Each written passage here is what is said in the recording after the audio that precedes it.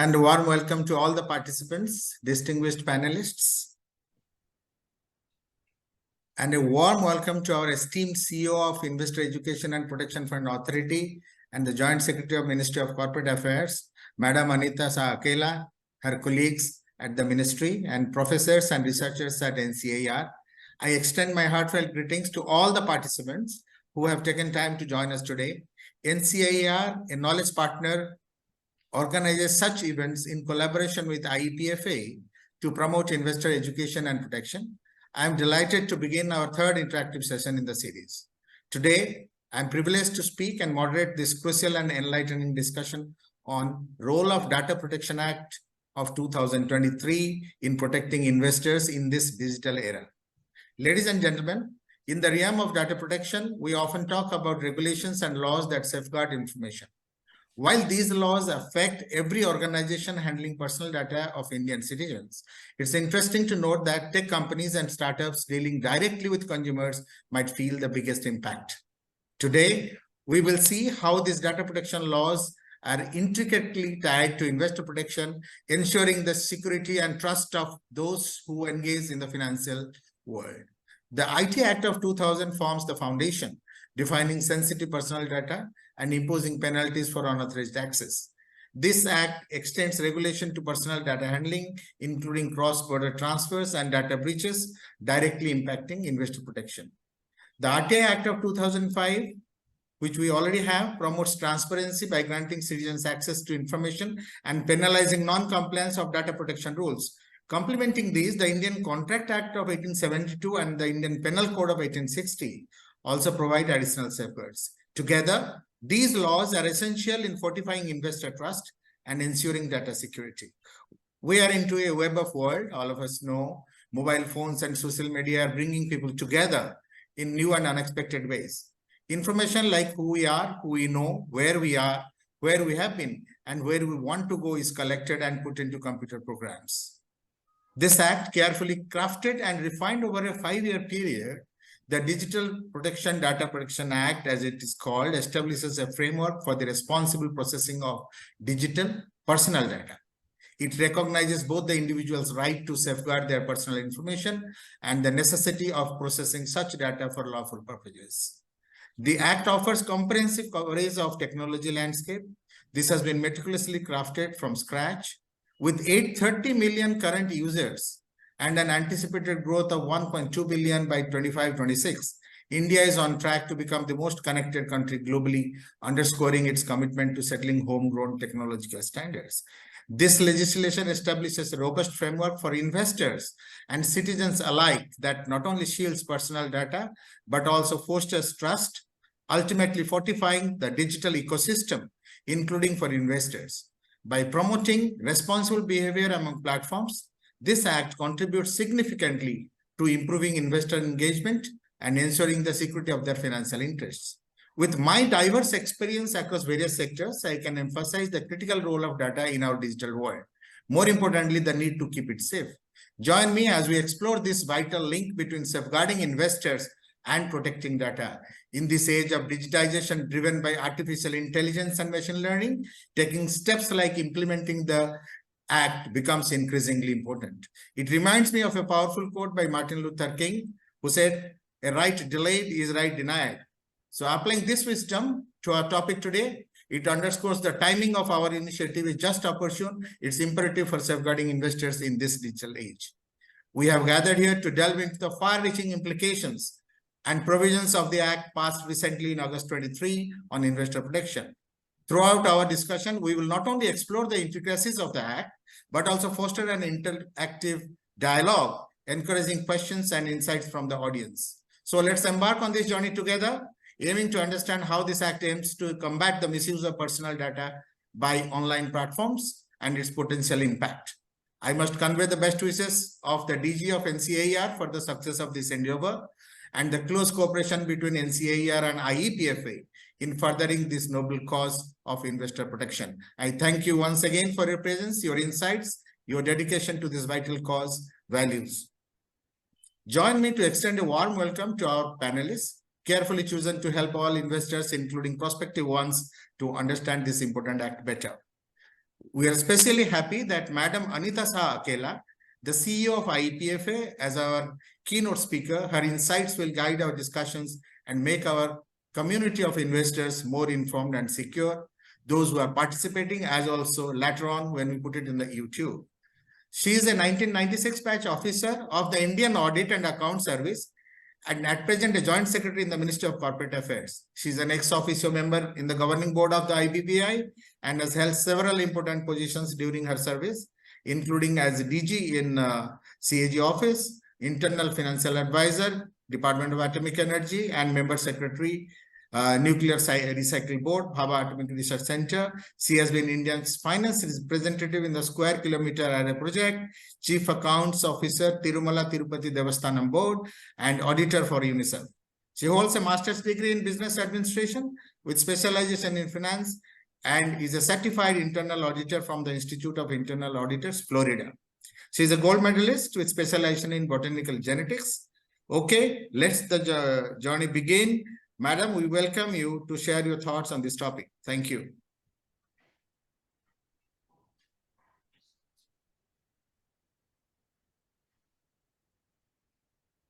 Ma'am, you are muted, please. A very Yes. warm good afternoon to all of you. It's indeed a pleasure to be here on this platform, having a discussion on the personal digital protection, data protection bill. First, let me introduce you to what is IEPFA. I'll just take about 2 minutes to introduce you to that. IEPFA, that is the Investor Education Protection Fund Authority, is an authority which has been established under the section 125(5) of the Companies Act of 2013. This authority came into being in the year 2016, and it's a very small authority. I'm the CEO. We've got 2 GMs. About 12 of us. 12 of us are functioning, doing various kinds of jobs. Now, what does IPFA do? IPFA, like when you've got these old shares and dividends which you've not claimed for the last 7 years, so that money from the company's unclaimed dividend account gets transferred to the government account. And when it gets into the government account, it comes to the IEPF fund, that is the Investor Education Protection Fund, which is being run by this authority. More details are available on our website.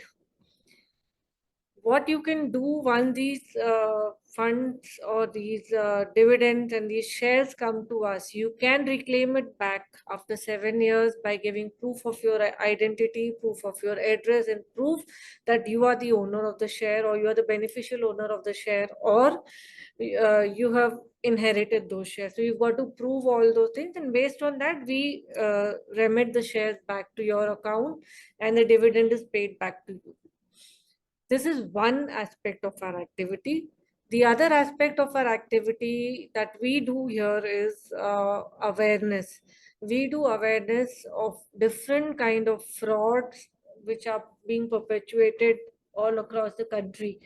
And we do different kind of an awareness. Like you do have a protection fund, awareness fund, which is available for SEBI, which is there in RBI. But ours is a little different in the sense that we touch the rural bases also. And we educate people, not telling them where you should invest your money, but how you should keep yourself safe. What are the basics of banking? What are the basics of probably saving your money? How not to fall to the fraud schemes, or how not to fall for phishing scams, and different kind of scams that keep arising. We use a 360-degree social media approach, as we have partnered with various organizations which conduct investor awareness camps on our behalf. We have partnered with IPBB, that is Indian Postal Payment Bank. We've partnered with CSC, that is which provides us the services of a bus, which we call as a e-Sarthi, which goes around all the rural areas displaying the TV commercials, TVC format, a short film on how not to get conned by financial frauds. We have different kinds of investor education material that is being given to people in these camps. So there are a myriad of activities that we conduct. We have a social media account. We have our presence on LinkedIn, on Twitter, as well as on Facebook, as well as on Instagram. And we propose to expand this reach further so that we go down to everybody, telling them where a fraud is occurring. Please get educated. Please be aware. So this NCAER is also one of our partners in this spreading the awareness activity.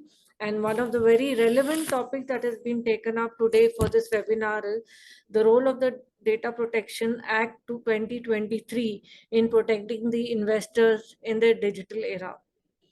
So, ladies and gentlemen, it's a great pleasure that I am here to address you today on the Data Protection Act, that is the DPDP Act, as I would like to call it in short, which is to be safeguarding the investors amidst the digital revolution that is taking place.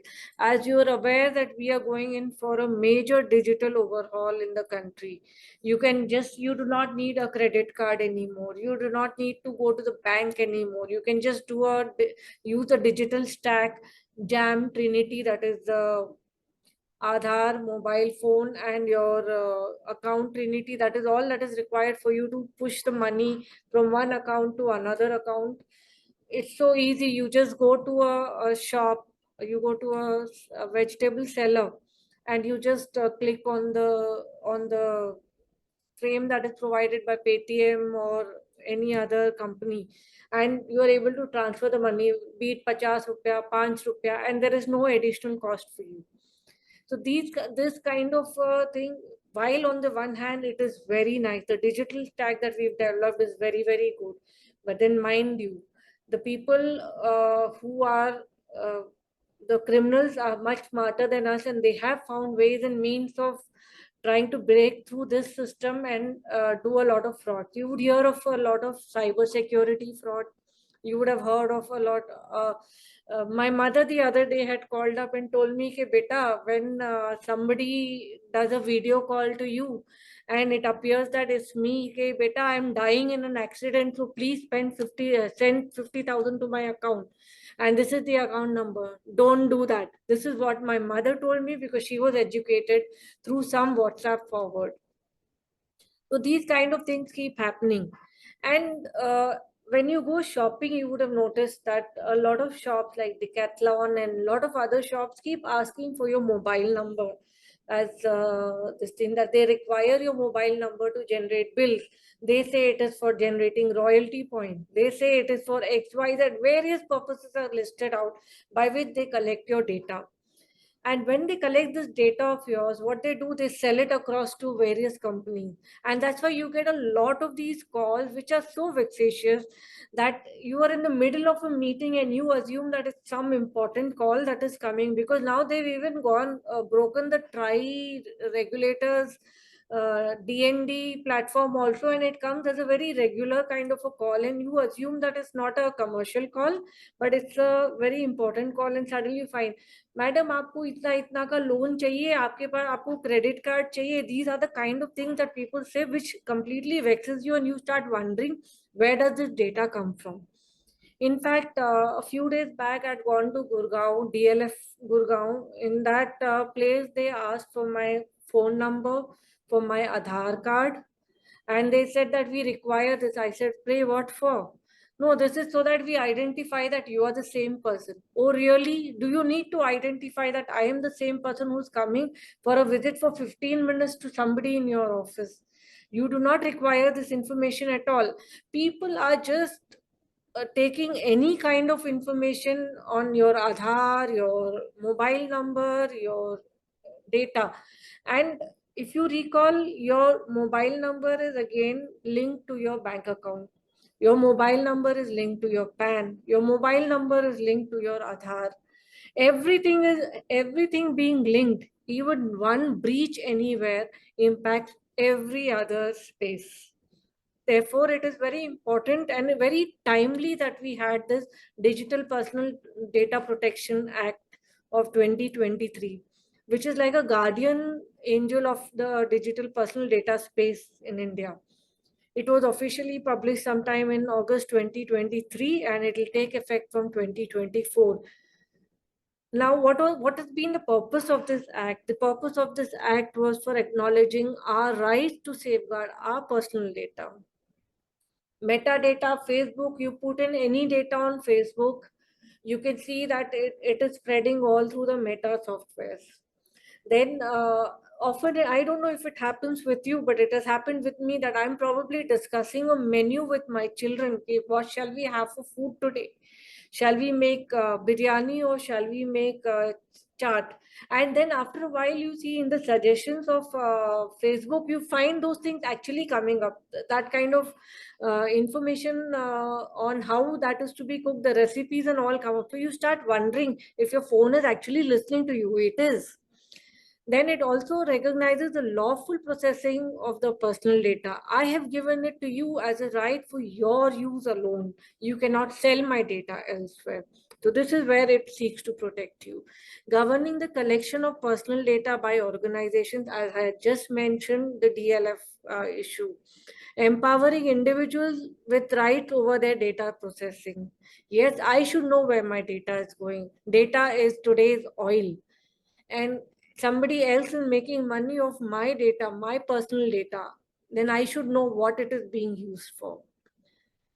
Now, in this current digital age, we have a myriad of challenges. There are sophisticated frauds. Scammers are employing different tactics, leveraging our data for fabricated investment schemes and also impersonation. You would have got these WhatsApp messages from important people, maybe your boss or somebody, that please send me this Amazon card, so much, 50,000 rupees or 1 lakh rupees.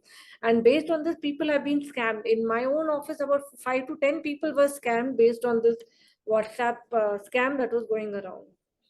Then there is an identity theft. Malicious actors also exploit your personal data for theft or falsified account, jeopardizing your financial security. Then there are data breaches, of course, which will happen. Unauthorized access to your data, which is an aftermath of these data breaches. It exposes the investors to potential fraud and identity theft. There is always a worry that if my bank account is opened up, my Aadhaar card, my linked bank accounts, my money can be withdrawn from my bank account because that would be linked to a SIM. The SIM can be cloned using a software, and OTPs can be generated on that SIM. It would not land up in my SIM, but it would go in the other SIM and the money is out of my account. So there are a humongous amount of criminal activities that are being done because of the unified world that we have today because of data. And this Data Protection Act is a very timely input. Now, insofar as the unauthorized, then you have these unwanted sale pitches, as I've been talking about. You got these scams, and you got a lot of people calling you up and taking your data. Now, what would be the benefits that we look for in this DPDP Act? You are empowered to control the use of your data. There is transparency and there is security of your data. Now, how does it look at the security measures? There are vital provisions, in my view, to safeguard the personal data. One is data encryption, where the organizations have to encrypt their personal data, your personal data, both in the storage and during the process of transmission. There has to be access control. Rigorous measures have to be put in place to restrict the access to personal data. Authorization should be given only to designated individuals. Then there is to be a very well laid down SOP for an incident response. Preparedness plans for data breaches and security incidents are mandated if you are maintaining the data. Now, the provisions are informed consent, that you are giving your data, you know what it is being given for, and this is important for you to collect before the collection and processing of your personal data. Then there is purpose limitation, that the data can be used only for the purpose that it has been specified. Data minimization, you will not take all kinds of data, you will take only the limited purpose data, what you require for your purpose, nothing more, nothing additional can be taken. The data accuracy, organizations are obligated to maintain accurate and up-to-date personal data. There is a storage limitation. Personal data cannot be retained beyond the necessary duration for the intended purpose. You cannot maintain historical data of say 4 years, 5 years back. Data security, there have to be proper rigorous security measures in place to prevent unauthorized access, disclosure, and modification of the personal data. Now, in what way do we look at the DPDP in action? DPDP manifests its authority through stringent stipulations and fiduciary obligations are there. Every fiduciary must store at least one serving copy of the personal data in India. Preservation of sensitive data, a copy of the sensitive personal data must remain within India.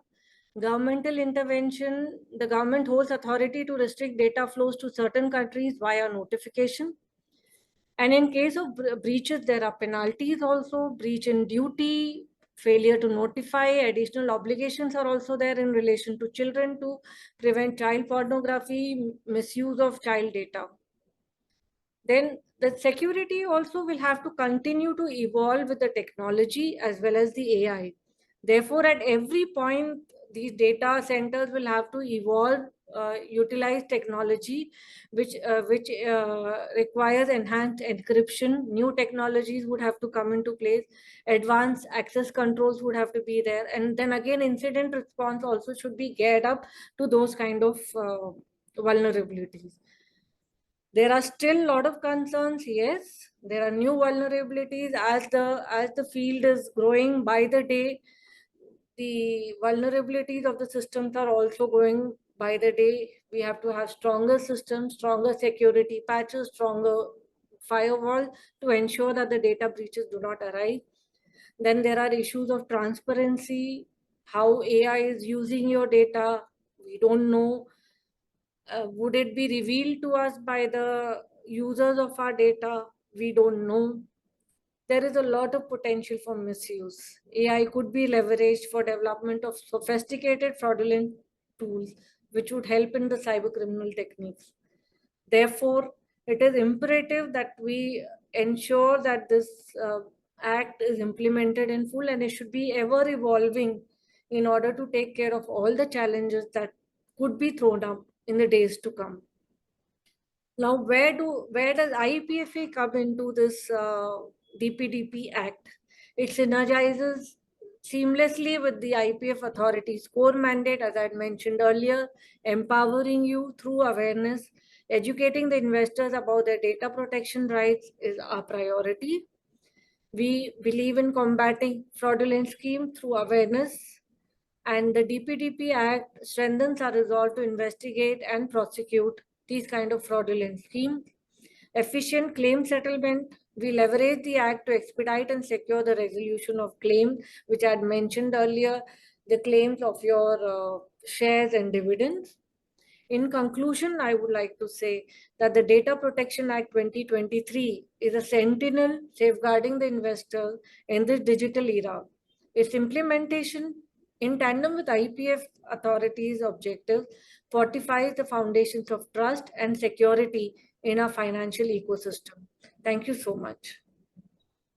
Thank you very much, madam. That was very simple yet quite deep and quite illustrative in terms of explaining the Data Act, and beautifully you have joined upon the issue of investor protection with the relevance of the Data Protection Act. That was exactly the purpose of this seminar. I thank you for this enlightening speech. We have an array of experts from diverse fields to discuss the topic in this interactive session.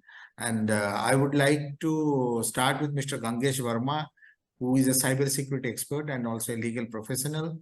Gangesh is an expert in technology and regulatory policy, in internet governance, data protection, and he has been in Saraf and Partners from 2021, has over a decade of experience and knowledge in technology policy and stakeholder engagements. He was a consultant with the digital economy, startups, innovation, and he has worked in a career and on internet governance. He has worked on several cutting-edge policy issues such as competition in digital economy, cross-border data flows, understanding domain name markets in India, impact of internet shutdowns on the economy, growth of the app economy, etc. He has also worked with government on the Internet Corporation for assigned names and numbers, ICANN, engagement and strategies. He served as senior fellow at Center for Communication Governance, National Law University, Delhi. Earlier, he concluded a research assignment at Indian Council of World Affairs, New Delhi, on issues of regional cooperation, international organizations, and transboundary water relations. A graduate from University Law College, Bangalore, Gangesh went on to complete his master's in philosophy in international legal studies from Center of International Legal Studies at JNU. May I now request Gangesh to start with the discussion with a short presentation on Digital Personal Data Protection Act and give his views. Thereafter, maximum 8 minutes for the presentation. I have been negotiating this time with him for the last 3 days, and then another 8 to 9 minutes for your own views. This will be followed by Mr. Prabhunarayan. So, Mr. Gangesh, please. All right. Thank you so much, Dr. Mahapatra, for a very kind introduction and for permitting time to really cover this presentation. So, at Saraf & Partners, we usually have this briefing presentation for clients, usually about an hour, hour and a half, because these are companies that are looking for compliance and understanding what are the requirements under the Act. But today, what I want to focus on is the rights and the duties framework that are available to users like you and me and retail investors. And I want to also thank Anita Madam for the wonderful introduction and the overview towards the Act, because that covered a broad overview and covered a lot of the details that give context towards these specific rights. So I'll just quickly share this presentation and walk you through the basic rights that are available within this and the duties framework as well, and contextualize it to the in the investor protection framework that we're looking at. Is my screen visible? Yes, it's visible. All right. So thank you once again, and really wonderful to have this opportunity to share this panel with esteemed experts from diverse areas. But the context in which we're looking at this is, the digital era and why privacy and data protection has become an important aspect of it.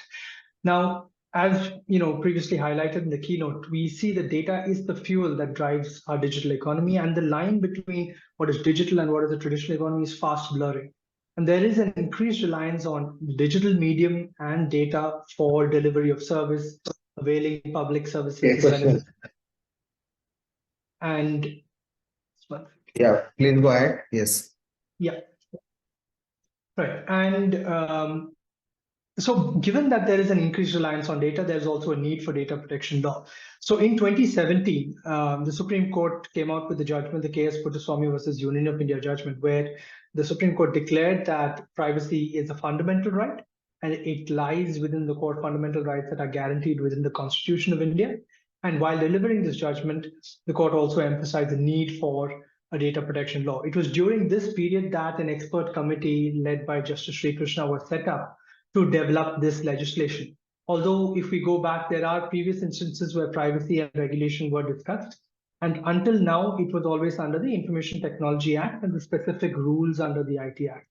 And this is for the first time that we have a specific legislation that covers purely data protection for Indian citizens, and it has been long awaited. So who does this law really affect, right? Now, the key stakeholders that we look at in this new legislation is a data principal, who might be an individual like you or me, to whom this personal data relates, right? A data fiduciary is a company or an entity or an organization that is taking this personal data of a data principal and shall determine what they are going to do with the data and how they will treat that data. So the purpose and the means of processing that personal data is determined by a data fiduciary. And this is the key stakeholder here to ensure that all the compliance happens under the Act. So if you want to find who's responsible for processing your data and who is responsible for securing it, it is the data fiduciary under this Act. Now you might ask, who's the data processor? Now the data processor is another entity who processes data on behalf of a data fiduciary. Now you might have, so for example, you take a food delivery application, Zomato, and if Zomato wants to deliver the food, they have a logistics partner, say delivery, right? Now the data processor in this question, in this case, is the logistics partner, because you order the food on Zomato and they will share your name and your address for the delivery. So your personal data is shared with the processor for a particular function, but that person is not the one who's determining what they're going to use that data for, or additionally using it for other purposes. That person is the data processor, but the person who's accountable under the Act is always going to be the data fiduciary. Now, what is personal data is a question that everybody is going to grapple with. And some might find it pretty obvious. Oh, I understand what personal data is. It's what relates to me, right?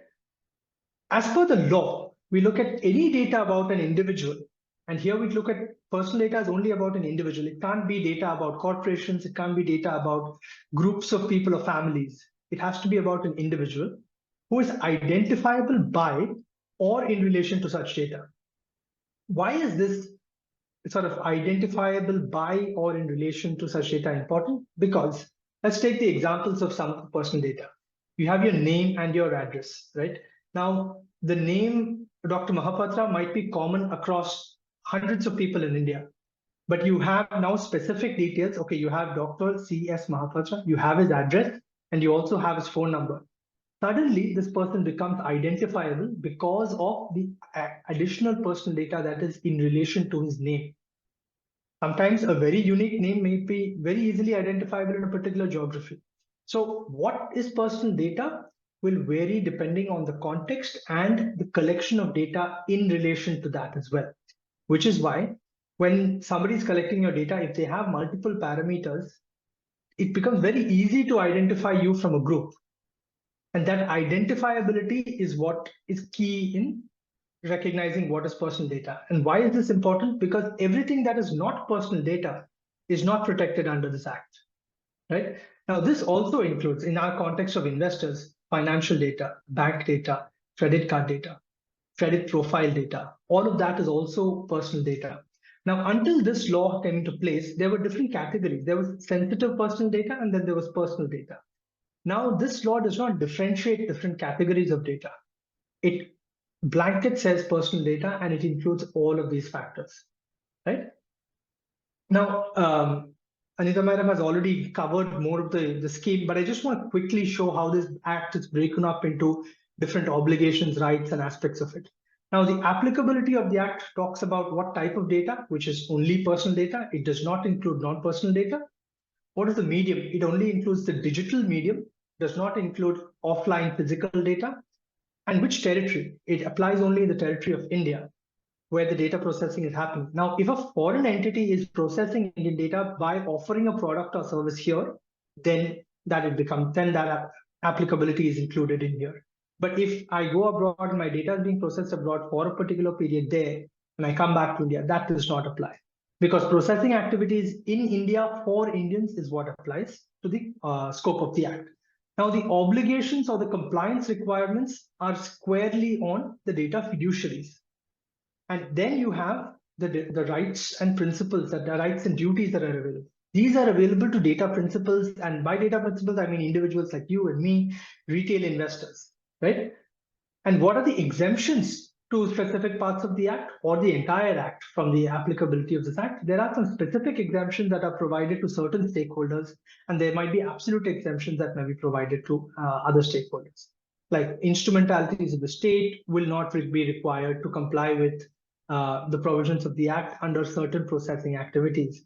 You do not need, the government can also exempt a certain class of data fiduciaries. For example, startups may be exempted for certain activities and for certain reasons for a specific period. So these are provisions under the Act also to ensure that business is not suffering, or it's not difficult to do business in pursuit of protecting privacy and people's rights.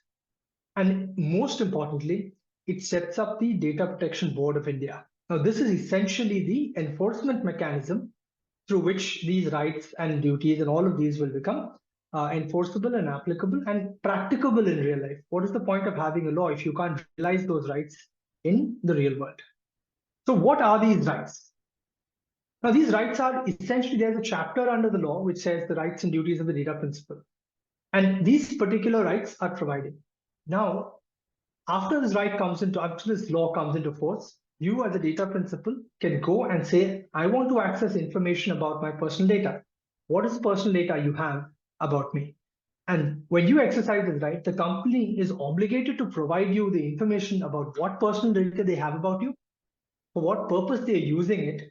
And they're also supposed to say if they're sharing this data with anybody else and for what purpose they're sharing this data with anybody else. So for that example about unsolicited commercial calls that Madam was talking about earlier, if your data is being used for commercial purposes or marketing, they will have to notify you about it and will have to also require explicit consent for it. Then you also have the right to correction and erasure of personal data. So if you are dealing with a data fiduciary or a company, an entity who has your personal data for provision of certain services. So if you change your address, you want to correct your address. You have changed your name after, a lot of people change their name after a marriage, or you have changed your name legally. You want to correct all of these data. So you have the right to correct your personal data that a data company or a fiduciary might have. You also have the right to erasure of your personal data. You can request that company to erase your data and you do not want them to hold or process this personal data any further.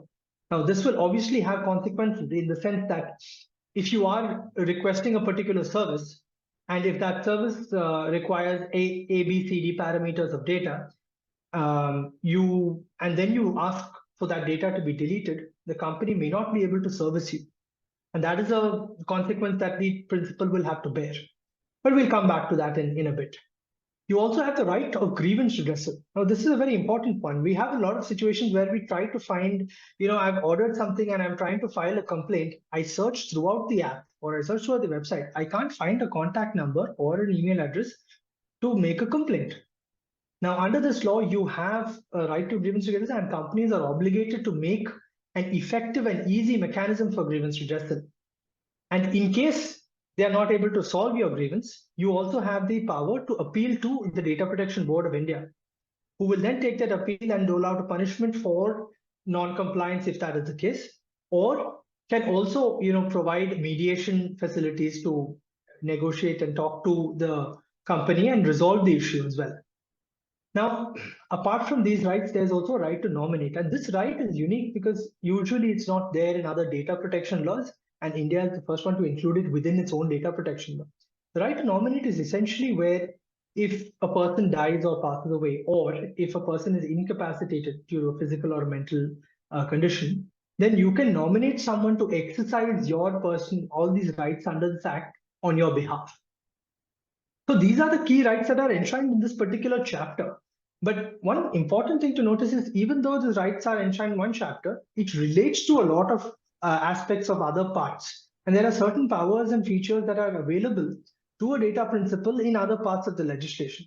So for example, you have the ability to withdraw consent, and that is enshrined in the obligations that a data fiduciary has. So if a company is taking your personal data and processing it for any purpose, while they take your consent, they also are obligated to provide you the mechanism to withdraw that consent with the same ease. So if you take a consent through one click on my application, I can't tell that company that, you have to call my number between 9 to 5 or go to the website, click 5 different pages and then find some clause below to, a very difficult procedure to withdraw consent is not allowed under this law anymore, right? And then the consent that is provided is specific to a purpose and should be necessary for that purpose. Let's take the example that Madam Anita gave earlier. When you enter into a building or a mall and they've taken your number for the entry purpose and you're by law required to maintain a register, all of that. Now, if they take your number, they should delete it after that purpose is fulfilled.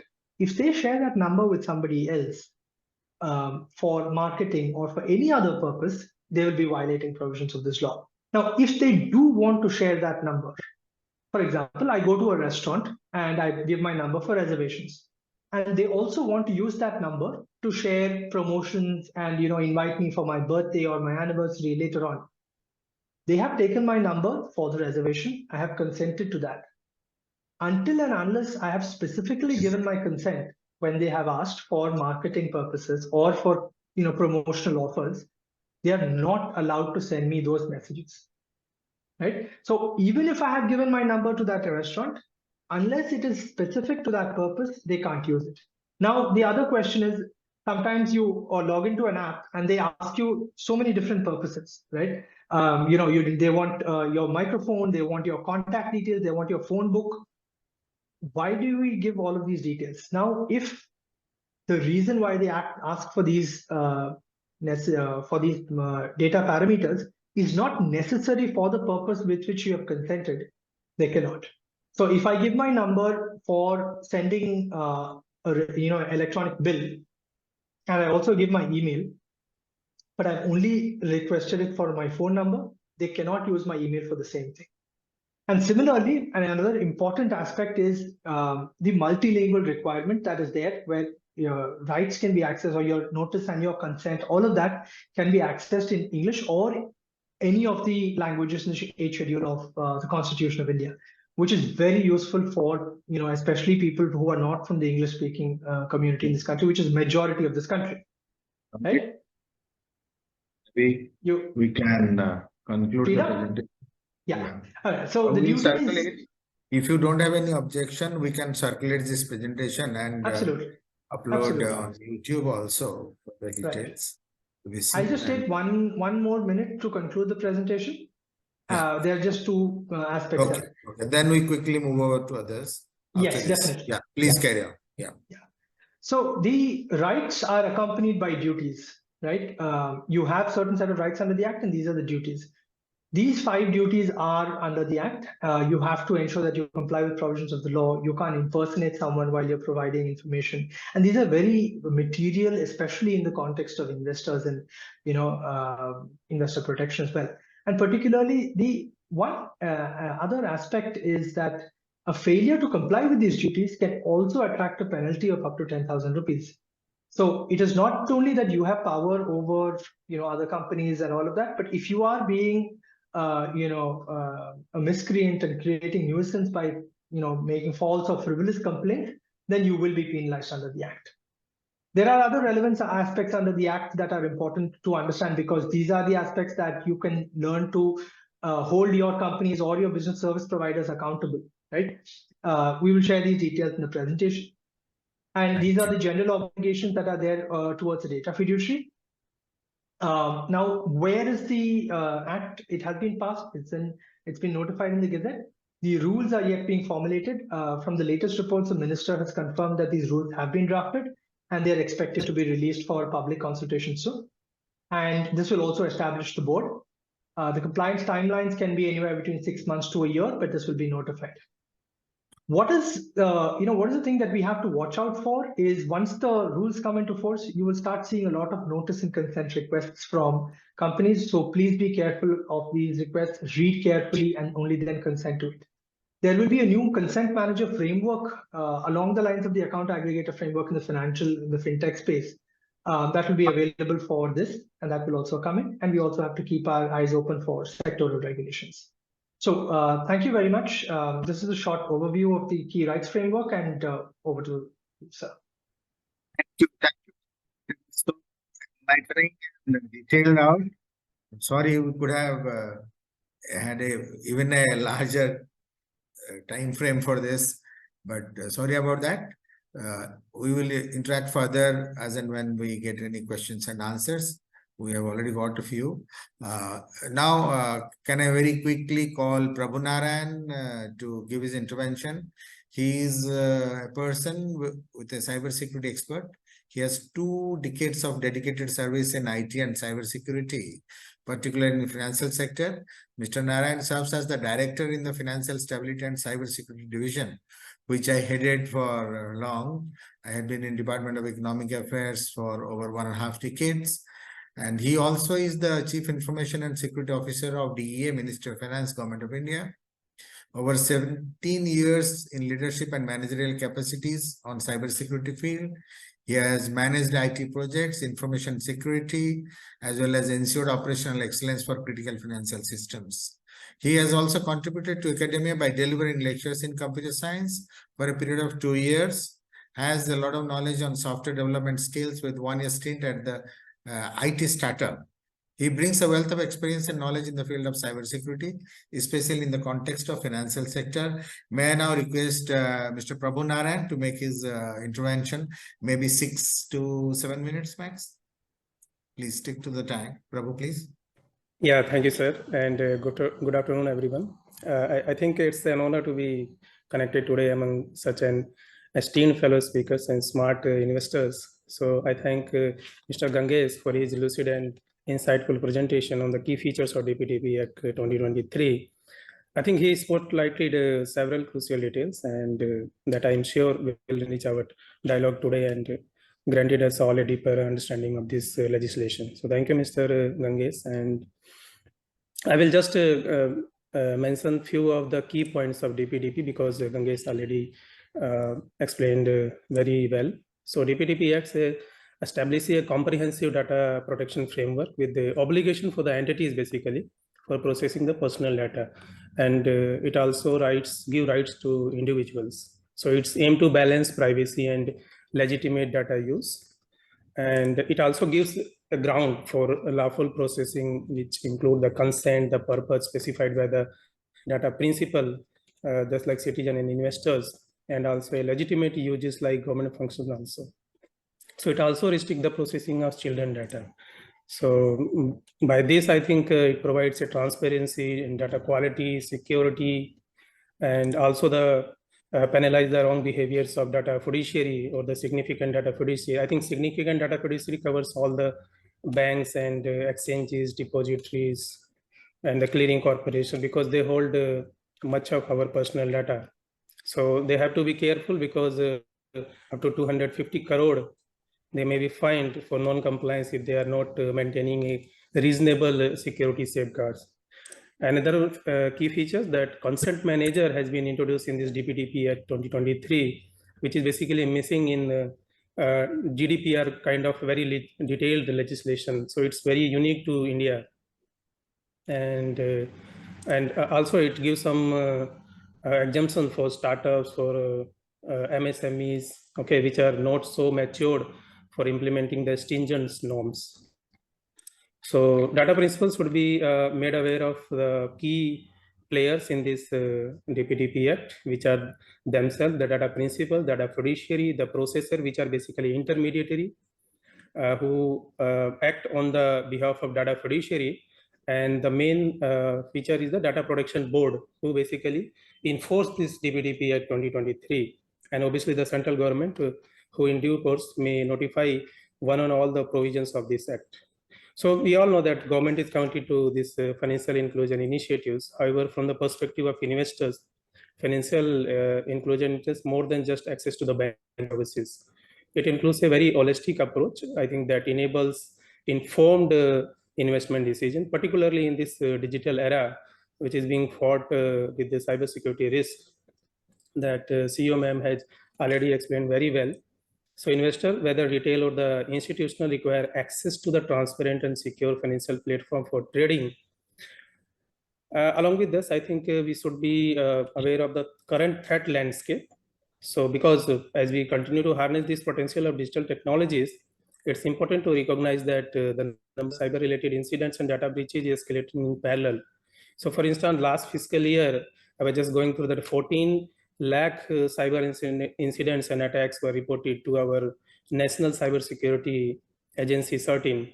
And it will be surprising to know that the average cost of data breach in India is also being very high. Nowadays, it's approximately 18 crore in 2023, as per one study published by IBM. So it's basically money lost to fraudster also being in increase. It's if I give an average, it's approximately 170 crore approximately in 2023 as compared to the previous year, it was only 43 crore.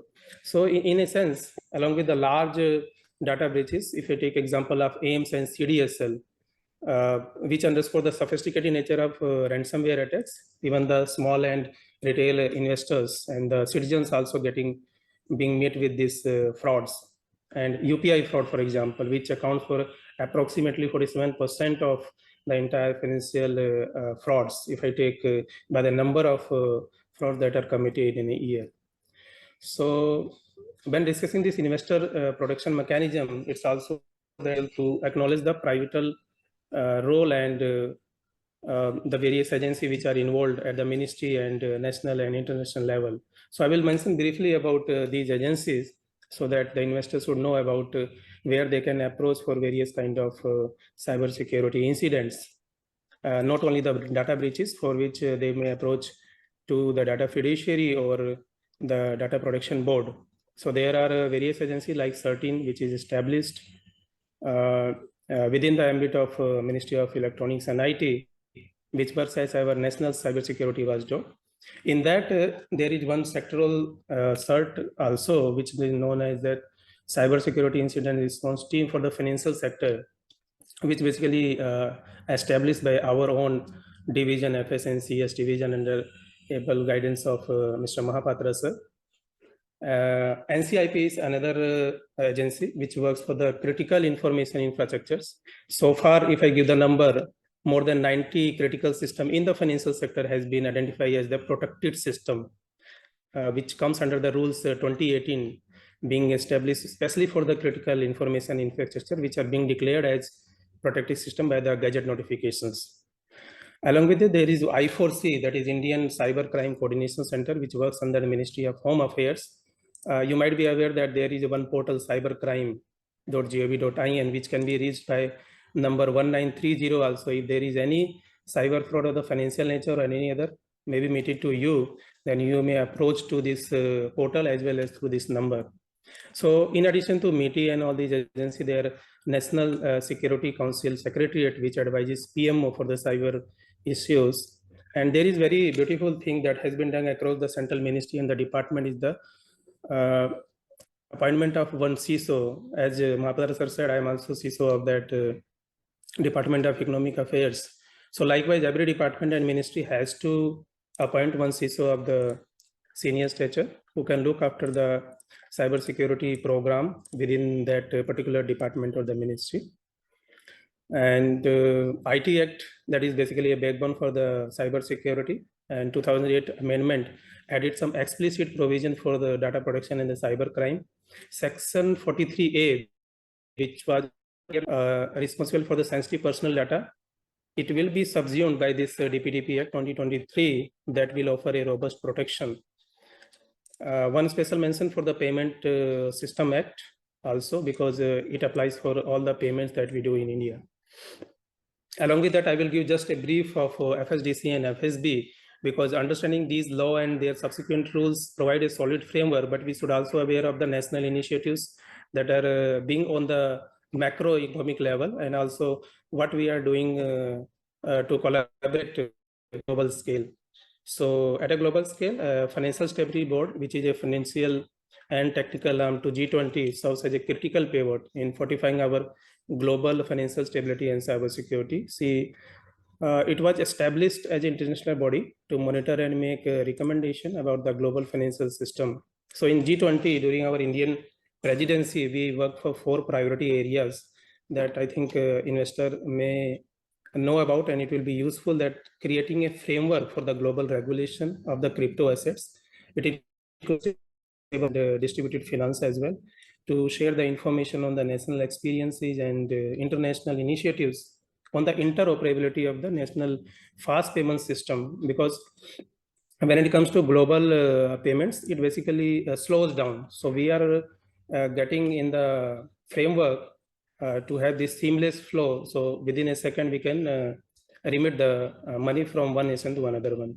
We also work for the strengthening of the financial institution abilities to manage the third-party risk and outsourcing. In this, you can see data processor as a third-party risk. Their framework may be useful because it applies for the big tech and fintech also. And also to create a reporting framework for the global cooperation to strengthen the financial sector cyber resilience. in this, we are working for a special kind of seamless mechanism that is known as format for the incident reporting and exchange. And this is a groundbreaking initiative that aims to standardize cybersecurity incident reporting across the different jurisdictions, including various countries, developing or the developed one. So the goal is to create a format readable by the machines as well as by the humans, thereby enabling the rapid exchange of critical information across the international boundary. So it's very beautiful initiative that I think in the coming months or year may fructify at the financial sector first, I would say. Prabhu, Another, yes, I sir. think, Yeah, I am Okay. finishing just 1 minute more. So along with this, the Financial Stability and Development Council that I have mentioned is a council headed by the finance minister, which basically focus on the financial stability and also the cyber security issues. For example, strengthening of the cyber security framework within the financial sector, which being in the discussion of the various financial sector regulator like RBI, SEBI, and all that. And one special mention for these regulators also have their own frameworks, like RBI has given one cybersecurity framework 2016. Likewise, SEBI has given various directions to their regulated entities, including, I think, recently they have given one consolidated cybersecurity and cyber resilience framework. And that is a very detailed and prescriptive. Likewise, IRDA and PFRDA also play a role by giving their own framework based on their own sector needs. So with this, I think I should conclude, and I thank Mr. Mahapatra for steering this engaging conversation. Thank you. As the former head of Financial Stability and Cybersecurity Division, and also a secretary of FSDC meeting, Mr. Mahapatra's leadership in developing Apex institution like FSDC and driving strategic initiative for the cybersecurity and fintech, I think it's very valuable. So I extend my gratitude for this esteemed panelists. Thank you.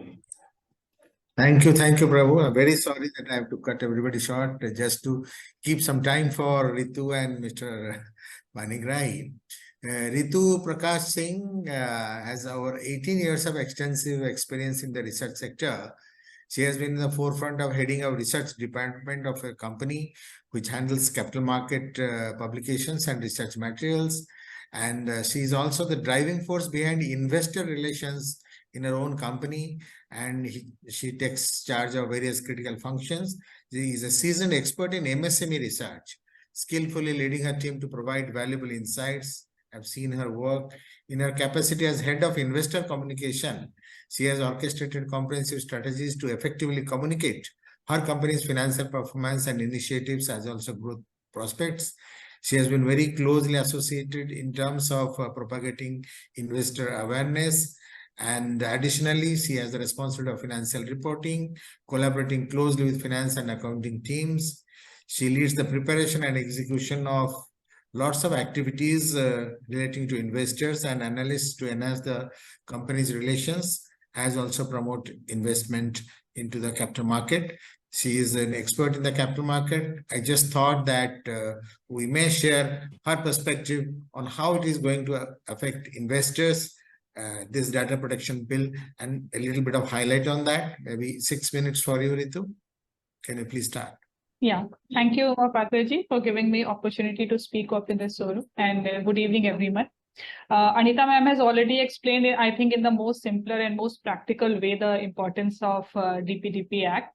And I agree with Ganeshji and Prabhuji that compared to the old regime, this act would herald a significant shift towards simple, transparent and enforceable rights surrounding information, and lead businesses to rethink data handling and data as a potential liability due to substantial penalties. And now this act is likely to impact business owners, e-commerce businesses, as well as global businesses also, and would help consumers make informed consent choices. It would allow people to control how their data is used and how the rules change with the government agencies. Now, if we talk about the impact on the MSME industry, then everybody is questioning that what this act is all about. And my previous speakers have already spoken about the certain clarities on the act. But there's a large fraction of organization that needs to be understand that how that act is going to apply to them. That is the micro, small and medium enterprises. If we look about their perspective, then these companies may not have much revenue turnover, lower investment, which is not more than 250 crores. But we are looking over a count of around 63 million MSME in India, where the largest chunk belongs to micro. And also there's a significant amount of small and medium enterprises, which typically would come under the gamut of this act. So of course, and if we look about the touch point, that it is also huge, because more than 113 million workforce contributes to around 30% of GDP. And of course, a large contribution is towards the manufacturing, which is around 36% of GDP.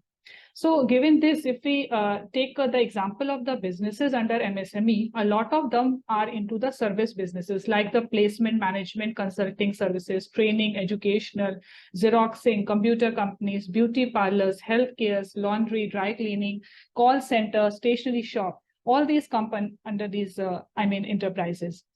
And there are multiple of such businesses, while they are small, but they actually deal with a lot of personal data.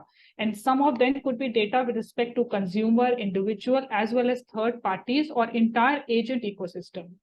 And some of them also deal with the data which belongs to the children data, healthcare data as well. So the question is like how this act work for such type of sector which are so focused on the core businesses that the real compliance which comes under their mind is only to get their business ready. Well, how they are going to do their business, how they will get to the profitable. And given that probably some of them are already operating under thin margins with limited manpower, where resources are always an issue. And here we have an act that talks about obligation, talks about some focus need to be brought, that who could be taking the role in their organization, who would be the responsible of the personal data management, who would be responsible for the consent taking. And in terms of the data, again, they are pretty unstructured. There may be norms about how they are storing and processing, because obviously they are dealing the business in which the whole governance is probably not as mature in these organizations as compared to the larger setups. So for them, if we able to record every consent, able to fulfill the obligation based on the consent provided, any changes, all these mechanisms is a challenge for them.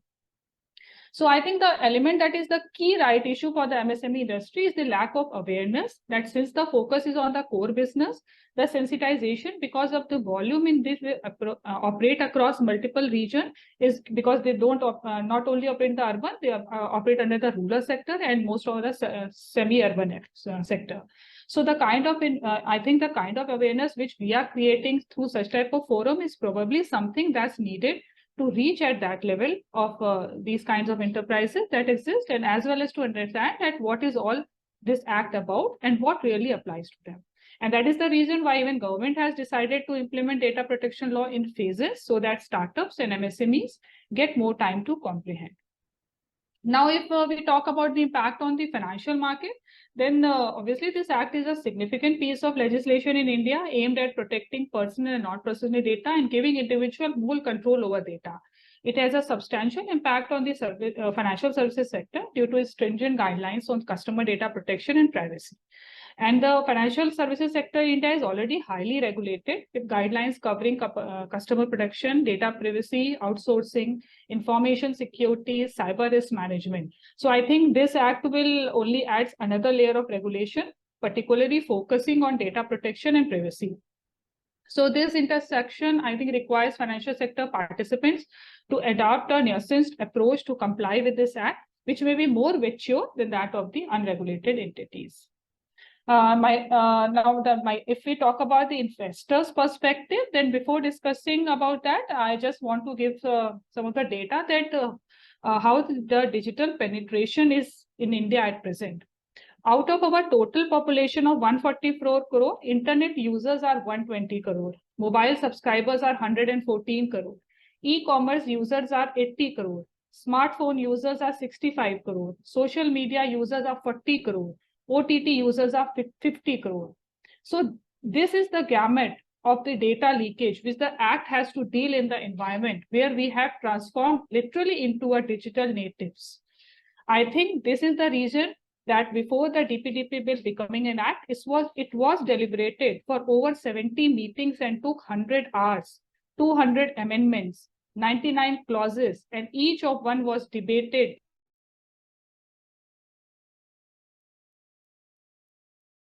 discussed and vetted to get this personal nature of compliance. However, what I feel that building public awareness and imparting education about data protection is vital to empower citizens to exercise their rights and make informed choices regarding their personal data.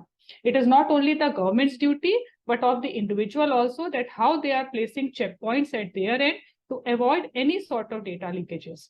They must understand what to share and what is required to be shared with the third parties or any platforms. And the role of this generative AI in this world is important, and so is the assessment, if it would offer policy benefits in equal measure. So, sir, I would like to conclude here just by summing up that these collaborative efforts between government, industry, and stakeholders would be essential in shaping a robust data protection ecosystem in India. Thank you. I think I have finished within the time.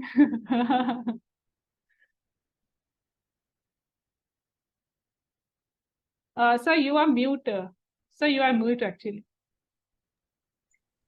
Praising you, that was on mute. You shouldn't praise somebody in front. Okay. Oh, no, basically I was saying I have a lot of hopes when it talk lady speakers, they stick to time better than any of us do. So thank you very much, and loads of data very well presented, and Thank got you, a sir. feel of the hugeness of the data we manage. Without losing further time, may I request Mr. Santosh Kumar Panigrahi, a distinguished officer at the Reserve Bank of India, over 3 decades of experience in bank supervision and financial regulations, to make his intervention. With a strong educational background in MBA in finance, Mr. Panigrahi has served in very key positions within India and internationally, also on behalf of Reserve Bank of India. His expertise spans on-site examinations, off-site surveillance, data analytics for risk-based supervision and governance of banks. Mr. Panigrahi has played a vital role in promoting fairness, transparency, and accountability in the financial sector through his work in customer-centric conduct regulation.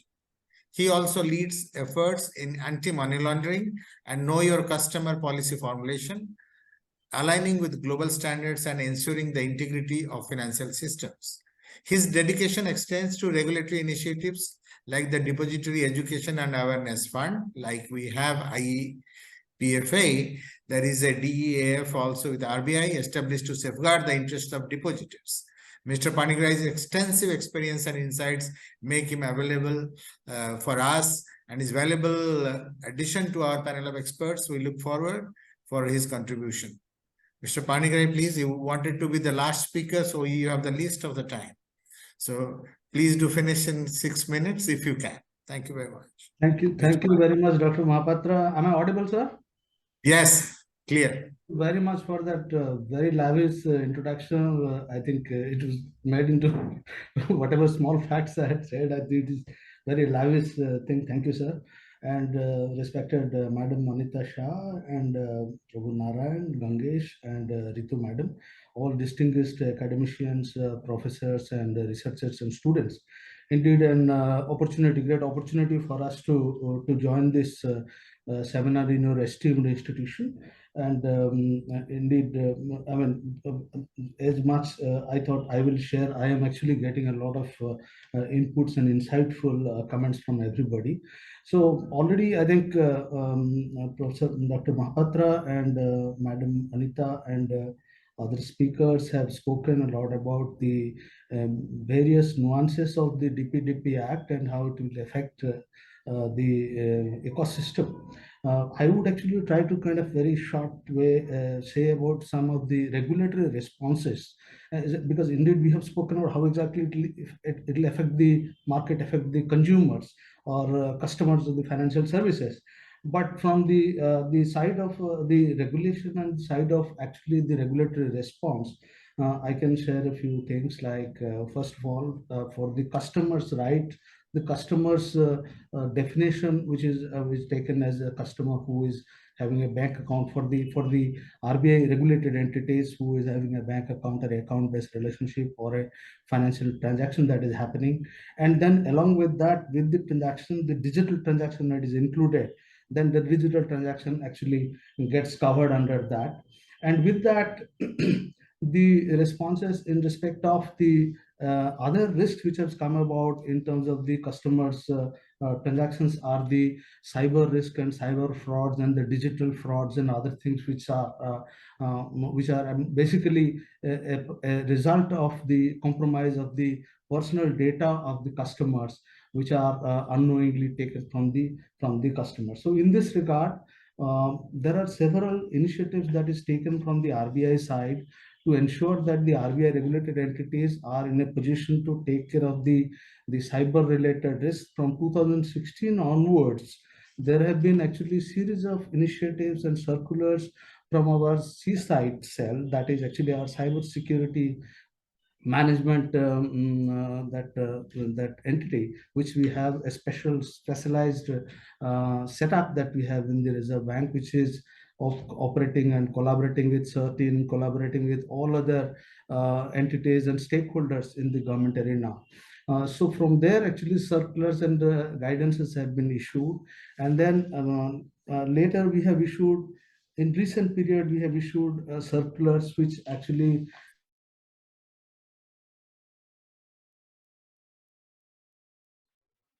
You have been muted, Mr. Panigrahi. Can you switch on your? Yes.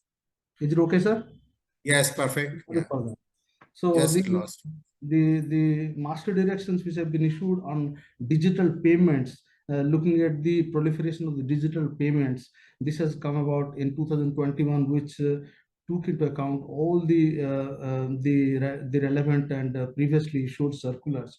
We spoke about the governance structure and implementation and control and surveillance and reporting of the digital payments and security controls that is needed in the RBI regulated entities, and where the customer protection area was very strongly underscored, and the fraud risk management based on transactional behavior and other areas was very strongly underscored.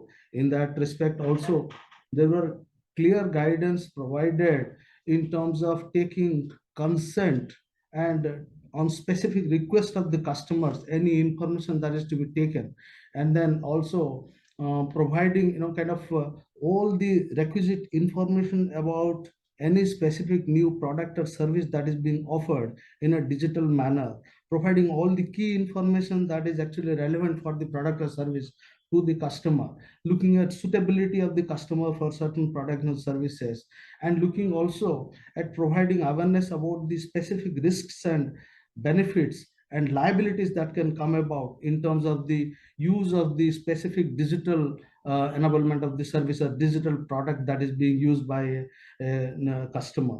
So this was there. And then time to time, the other, right now we are actually in the process of drafting a master direction on IT governance, risk control and assurances, which will take into account all the existing guidance till now, which will have everything under the sun in terms of risk and control, operational risk management, information system audit, all the business continuity, all the disaster recovery and VAPT, that is vulnerability assessment and penetration testing and control mechanisms, phishing attacks and everything. This master direction is actually under process, which will essentially include and aggregate together say about 25 different directions which are in different time period they have been issued.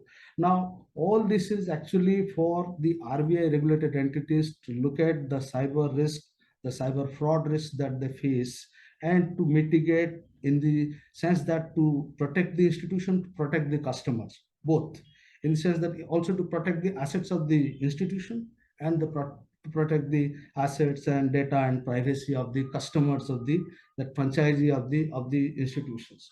Now in this whole area, there is also a lot of reporting requirement which is set, that for the payment system related data, there is a CPFIR, which is Central Payment Fraud Information Registry.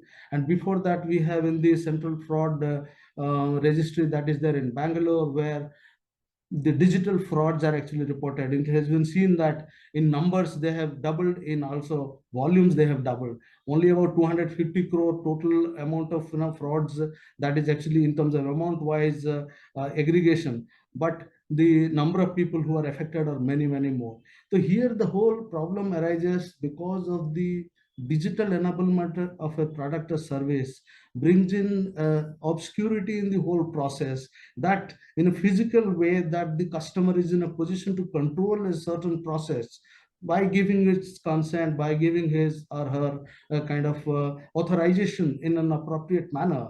Here, the whole thing happens in a very non-visible manner, where actually information could be stolen without anybody's knowledge and without anybody's any kind of sense. So while on the one hand, the digital enablements have provided great sort of service to millions in terms of including people, in terms of providing various products and services, helping businesses, helping kind of services, everything everywhere. However, this actually has also opened the gap in terms of opportunity to fraudsters to sort of exploit those gaps and all that, and for duping and for cheating customers, stealing their data and credentials and everything. Now, these are the circulars that has been issued, but the moot point, the main issue that comes about from the DPDP Act is that the powers that is provided for the customer's financial data, that is personal financial data, that needs to be kind of given the respect that it deserves, that the control that the customer needs as a data principle, that needs to be provided. Now, this whole thing, we believe that now the act is there and then the rules are on the way. 2 days back, there was a news report that within a few days, the rules will actually come. And once the rules will come, there will be a big number of rules will come. And then we are ready to kind of provide all the guidance that will be needed. But here the problem is that the regulated entities, large ones for that matter, are actually having something to protect their own reputation. But there are places where we actually get compromised, our data gets compromised. Let's say we go to a shop, like Madam was initiating, that in a residential complex, they ask for personal data. In a small shop or a mall, they ask for the mobile number first thing. And then, so those kind of data compromise that is happening elsewhere, all that will actually come under the DPDP, that will get actually covered. Now, Mr. Pandegrai, yes, sir. I think we are running short of I time. just said 1 minute, sir. And all these things, essentially, when we are saying investors or bank customers, actually, finally, everybody is a consumer of the financial service. And a bank is a very special thing, because all the transactions everywhere get settled in a bank account finally. And bank accounts gives actually kind of scope to do all kinds of debits, credits, remittances, and everything. So we have to be extra careful about the bank. But the overall principle, if you see for a financial consumer, what our response should be, that at the end, the requirement is that the essential need for the customers information to be provided, the respect that it deserves, that needs to be provided. And then also another important point I would like to just flag here is about the dark patterns, that the customer is duped and forced to take certain kind of choices which actually are not in her interest. And these dark patterns are actually put forth in a very clever way by design by the online service providers. This is something also will probably get settled or get kind of addressed through the Data Protection Act in some way. And here a coordinated approach will be needed among all the regulators. Thank you, sir. Thank you. Thank you very much. Equally, felt bad when you were speaking a lot of sense and a lot of banking sector issues. Thank you very much, Mr. Pandegrai. And let me tell you, I'll take 2-3 minutes of my own views on the issue. Then I'll move over to the question answers. Finally, vote of thanks by Sumit. All the time gets killed when it comes to the end. India has a bunch of really important data systems like Aadhaar, Passport, PAN. These systems work well for what they are meant to do. And they can also be used for many other things in different areas. They are the building blocks for lots of different services, we know. On the flip side, it's becoming increasingly simple for malicious individuals to access personal data, making it easier for them to target individuals for various forms of scams. These scams aren't limited to financial fraud alone. they can also involve the inappropriate use of personal photos and information. This highlights the crucial importance of data protection. Experiencing a data breach can be really expensive, and data breaches have become an increasingly pressing concern in today's digital world, affecting both individuals and organizations. This bill is going to help in a long way in terms of protecting the data as well as penalizing the people who really do the data breaching. And data protection is essential to maintain the trust and security in our digital world, making it a crucial aspect of our investor protection. That's more important. Data is at the heart of our future economy. Nowadays, we see data as something valuable, not just because of the information it holds, but also because of the insights and patterns we can find in it. Especially when we combine different sets of data, it's like a treasure trove for information that's crucial for our modern world. Social media has played a big role, which I must mention, in getting people worldwide together. People and groups use it to find supporters, make connections, make their voices louder, and organize their actions. This has the power to change how the whole world sees things. This comes with enormous responsibility of respect others' views, protect personal information and data. So often it has been felt to have clarity of rights and responsibilities along with the penalty structure to refrain miscreants from misuse of personal data. This act is designed not only to enhance data security, but also to bolster investor confidence. That is one thing which I always wanted to tell, that this particular act directly and indirectly both protects the investors. Investors are all citizens, if you minus the foreign investors, yet this act applies to cross-border also, and it gives so much of teeth to the investors' confidence that I think Ritu will see more and more people coming into capital market when they feel their information is secure. By ensuring the responsible handling of this personal data, this act indirectly benefits investors by providing them with a more secure digital environment, reinforcing their trust in the digital ecosystem. Developed nations like European Union prioritize robust data protection laws, imposing strict obligations on data processors. We in India also have really researched and done something which is absolutely brilliant in the Indian context. And with this act, we can go far in terms of improving our data, protecting our data, as well as doing data analytics in a more disciplined manner, as also in terms of a more useful and a controlled way of using the data legitimately. I'm sure this Data Protection Act will reshape how businesses handle data with a strong focus on consent, data subject rights, and transparency. To ensure compliance and protect investor interests, companies should conduct through data audits, update privacy policies, and train their staff. Embracing these changes not only ensure compliance, but also enhances data security and investor trust, after all, giving business a competitive edge.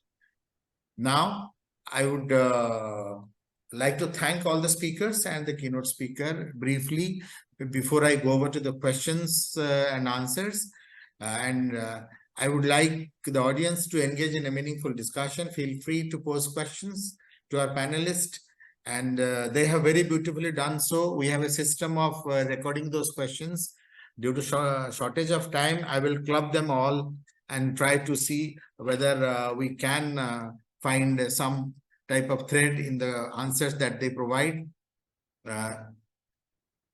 I would say that some questions have which have come from one Mr. Kapil Mehra from Adani Ports is on data protection, and he wanted understanding more about data protection. I do not think there is anything left now in the process. People have really dealt very nicely. So also Kamna Dhawan from Vaikunthi Devi Kanya Mahavidyalaya from Agra. She is an assistant professor. She's talked about how to protect our bank account from hackers. And the cyber security aspect, Gangesh has dealt, as well as Mr. Panigrahi has also dealt with this particular issue, how to protect the bank accounts from hackers. Under the Act, safeguarding bank accounts from hackers is of paramount importance. It highlights the need for stringent data protection measures. This is the job of the Data Protection Act. And there is a question from Reserve Bank of India official by Kundan. What would be the responsibility of RBI in cases they receive any personal data from foreign financial regulators. So foreign financial regulators information, once it is received, then I am sure that if it relates to the banking sector, it's the Reserve Bank of India which will formulate its regulations to handle those data. If it's a capital market related data, then it's a capital market regulator, which will be SEBI, who will have their regulations, rules, and circulars, which will follow immediately after the acts and rules are in place and in implementation. And we have our professor Sonal Desai from NCAR, talks about identifying protection and information protection are two separate things. She says, how can we stop financial institutions from discriminating against some consumers by using data that individuals often provide in the context of using government services and benefits? So may I request Gangesh to answer this question? Sure, Dr. Mahapatra. Could you please repeat the question once again? She says identify protection and information protection. Rather, I think it is identity protection and information protections are two separate things. How can we stop financial institutions from discriminating against some consumers by using data that individuals often provide in the context of using government services and benefits? Right, correctly identified. I think identity protection and data protection are, different subsets. The personal data protection regulation will provide some amount of sort of security towards identity protection, because to whom you're providing these data and the accountability that is required from these actors who are storing your personal data is now increased. And there is a certain amount of penalty and certain amount of responsibility that is there. And irrespective of it, right now will also be a phase where all companies suddenly become a little more conscious and put in place certain systems towards that. Now, on the other question about exclusion using data, I think a lot of that will come under the upcoming legislation on the Digital India Act or the Digital India Bill that's being proposed, where they will look at discriminatory practices and the use of technology in terms of exclusion and all of that. So I think that will come into more detailed discussion in the future, but it's definitely an important aspect that needs to be addressed, and especially in the context of utilization of machine learning and artificial intelligence in identifying categories of customers or consumers whom you want to service, and unnecessary exclusion on that context. Thank you. Thank you very much. And this answers the question posed by Mr. Gaurav Yadav and Ruby Podar. Amit Anand is asking, can it be said that overemphasis on connecting things like phone number, Aadhaar, PAN, bank account, etc. has resulted in a slew of data theft cases? Is this the main cause of data leakage? I would say no. If data theft happens, there must be some leakage in terms of maintaining discipline. And after the Data Protection Act is implemented or enforced in terms of the penalties, we are going to see a much more disciplined way of handling data. And the whole idea of digitization is to benefit lots of people and link so that the authenticated information is there. Information becomes authenticated and you are better placed in terms of handling information. The data leakage is not because of the connecting things. Connecting things rather increases and strengthens the data protection and the identity protection. But misuse of that, of course, will be handled by the Data Protection Act. There are one or two names I can tell. Virendra Singh from Dr. Bhimrao Ambedkar University, Agra, and Manoj Sharma from State Bank of India as manager has talked about how do we protect the data. We have detailed out and dealt with that question in detailed form. Sonit Narayan also has a query on data sovereignty and data privacy concern. There are other questions which is posed by various other people. This Sonit Narayan is a consultant, SDP India. He's talking about cybersecurity measures, data localization, risk assessment, compliance and due diligence and legal protections. Once we handle these issues, then we should be able to ensure data sovereignty and data privacy concern. And along with the Data Act, we are sure to be having a much better world in terms of our data not being breached and data protection being ensured by the system. Thank you all very much. Now we have barely 1 minute for Sumit Agrawal for your formal vote of thanks, please. Thank you so much, sir. So a warm evening to all the participants and panelists in this webinar on Rule of Data Protection Bill 2023 in Protecting Investors in Digital Era. The webinar is jointly organized by IEPFA and our research chair at NCER under the aegis of Ministry of Corporate Affairs, Government of India. We are honored by the presence of our esteemed experts, thought leaders, and stakeholders dedicated to the vital cause of investor protection and financial education. I extend my sincere gratitude to Dr. C.S. Mohapatra, for sure, IPF Chair Professor at NCER, for his gracious presence and insightful welcome address. A special thanks to our CEO, ma'am, and delivering an enlightening keynote address. Ma'am, your leadership steadily gives and guides IPFA in supporting investor confidence. The panel discussion was enlightening with the great panelists, bringing vast experience and views to the discourse. My sincere appreciation and thanks from IPFA to Mr. Santosh Kumar, Mr. Gangesh Verma, Mr. Prabhu Narayan, and Ms. Ritu Prakash, and for sure Dr. C.S. Mohapatra for their gracious contribution, with Dr. Mohapatra also moderating the program.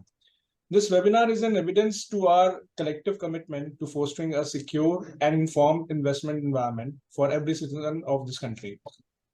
To conclude this evening session and this enriching discussion, I would urge all to pledge with IPFA to continue our efforts in securing investor interest and promoting financial literacy for everyone throughout the country. Thanks to all. Thank you, sir. Thank you so much. Thank you, Ritu. Thank you, Mr. Panigrahi. And thank you, Mr. Gangesh and Prabhu Narayan. And of course, thanks to Sumit. And above everything, thanks to all the participants who make this webinar successful. This is one of the record presence as it happened in the past. Thank you all very much.